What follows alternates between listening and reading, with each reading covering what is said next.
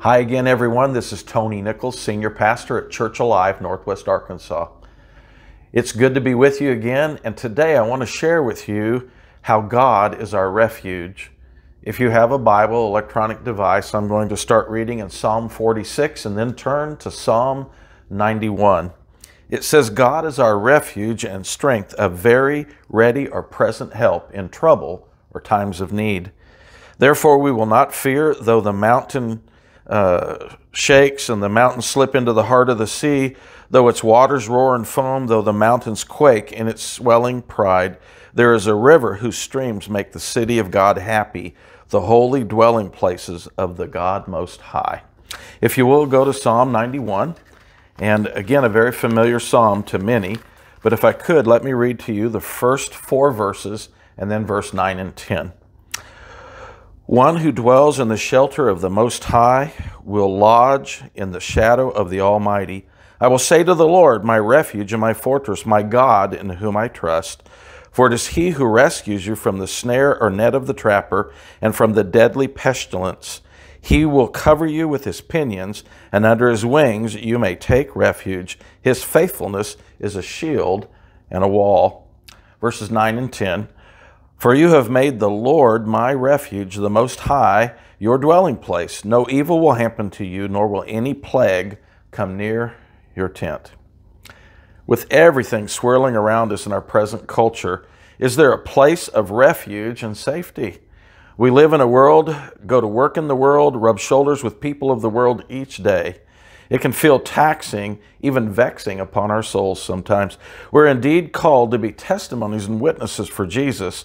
So is there a place of rest and safety in the midst of all of this?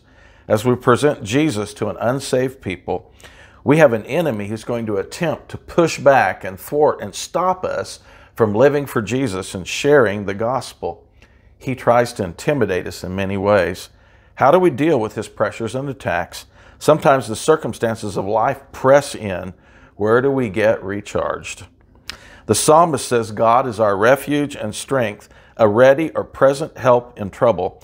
I want to unpack a few truths today, and I'm going to begin with a dream that is retold from a well-known Christian teacher. His name is Graham Cook. He's a Scottish man. He's from the country of Great Britain, and he's traveled the world.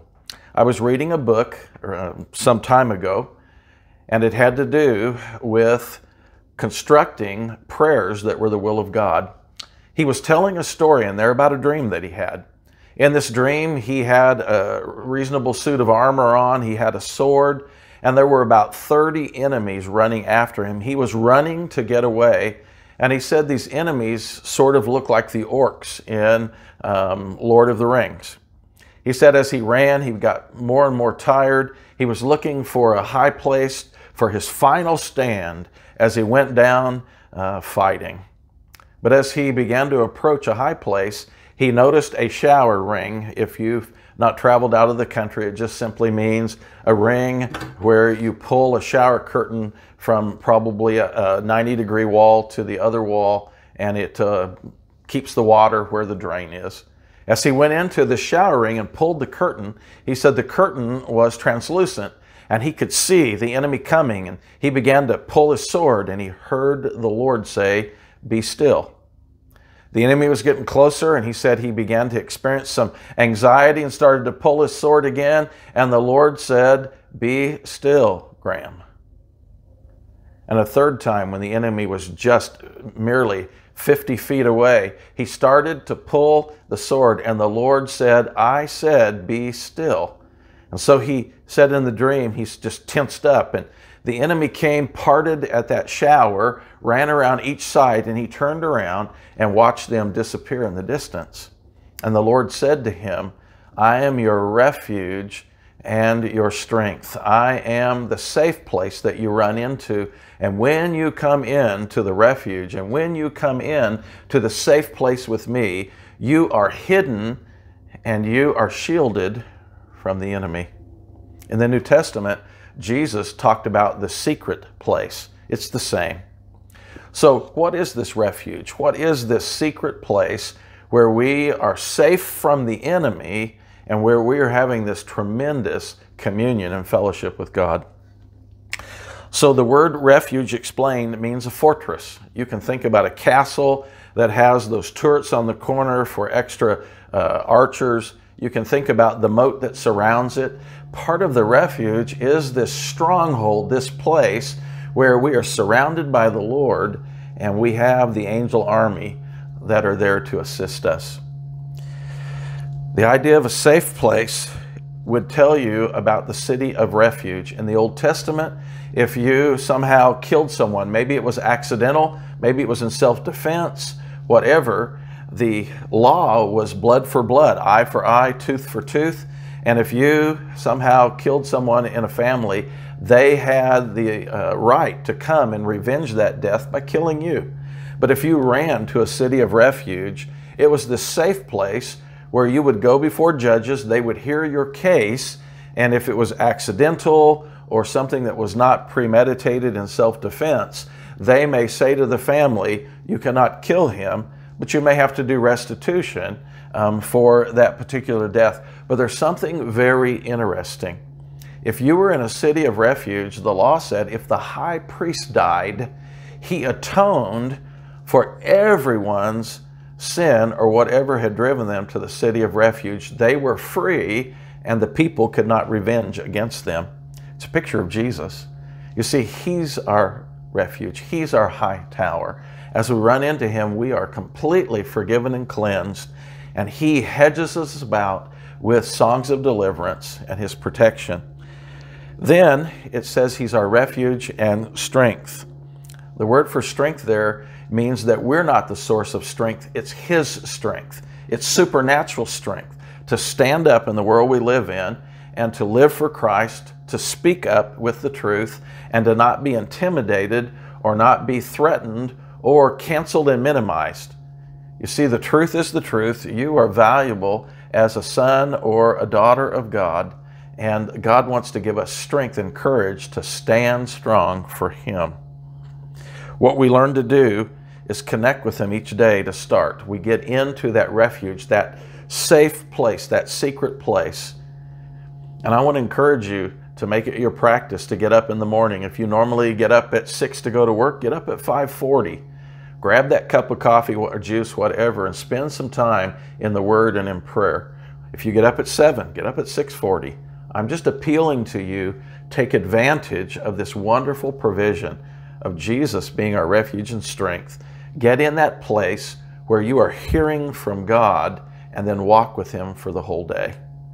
I'll give you a little key to answered prayer, and I'm going to teach more about this next Sunday. But sometimes something happens and immediately we just start praying, all these things going through our head and all these things that we can think of.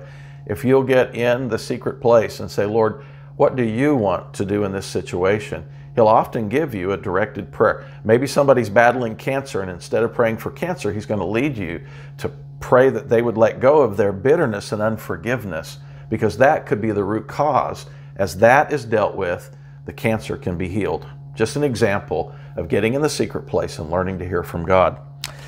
The secret place of his presence, Psalm 91, 1 through 4, I believe the author of Psalm 91, and many scholars do, was David, King David. And he talks about dwelling in the shelter of the Most High and the shadow of the Almighty. When David recaptured the ark that had been lost by Eli's sons, Hophni and Phinehas, because of their wickedness and taking the ark where God was not willing to go, the ark was recaptured. As the ark was brought back, David did not take it up to the tabernacle that Moses built in the plains of Gibeon or Shiloh, but he built this tent where the temple was eventually built. And there was a platform on the east end, and this tent had a top but open walls, and he established what is known as the Tabernacle of David. 24/7, 24 hours a day, 7 days a week, the priests and the musicians worshiped God, prayed, did the sacrifices, but the Ark of the Covenant sat out in the open for 33 years. Jesus lived on the earth for 33 years. It was a picture of the tangible presence of God among his people. But David would do something really unique. In the morning, as the sun would rise in the east, it would shine on the Ark of the Covenant, and these two angels were on each side of the lid, which was known as the mercy seat. And Exodus says that God dwelt in the air above the lid. And so as the shadow would cast upon the angels in the lid and would cast that shadow in front of the Ark of the Covenant, David would go and worship and pray and kneel and bow down in the shadow of his strengthening presence. That's what the secret place is. And as you and I dwell there, he rescues us from the enemy. He fills us with his joy and his peace. Jesus often slipped away to his secret place to pray.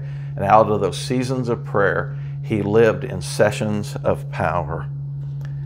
Each morning, for a long time now, I get up between 5:15 and 5:30, and I go to a particular chair, and I sit there with my Bible open, and that is my secret place, often for an hour before my wife arises.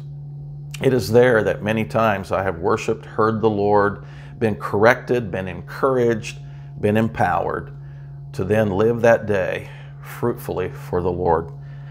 So I want to encourage you to find your secret place, to see the Lord as your refuge and strength, and out of that place, live your daily life in great victory. Thanks for allowing me to share these moments with you. God bless you.